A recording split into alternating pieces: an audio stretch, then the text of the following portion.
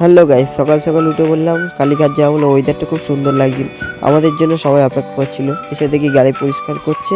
তো এইবারে আমাদের গাড়িটা ভালো করে পরিষ্কার হয়ে গেল। তো এইবারে আস্তে আস্তে গাড়িটা বের করে নামা হচ্ছে। তো এইবার আমরা চলে যাব কালীঘাটে মায়ের কাছে। তো আজকে ওয়েদারটা খুব সুন্দর লাগছিল, তাই দেখতে দেখতে পৌঁছে গেলাম কালীঘাটে মেন গেটে।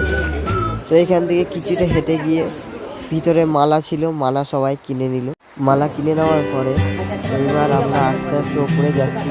আর আজকের এত ফাঁকা কি বলবো তোমাদের, পুরোই ফাঁকা। গিয়েই আমাদের ফার্স্ট লাইন ছিল।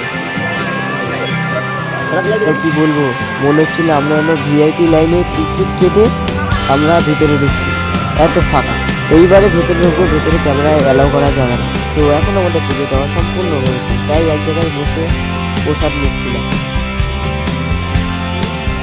তো আমাদের ঠাকুরমশার সাথে একটা সুন্দর ছোট অতিথি ঢুকে গেছিল, সে একটু আদর করে তারপরেই আমরা বেরিয়ে গেলাম।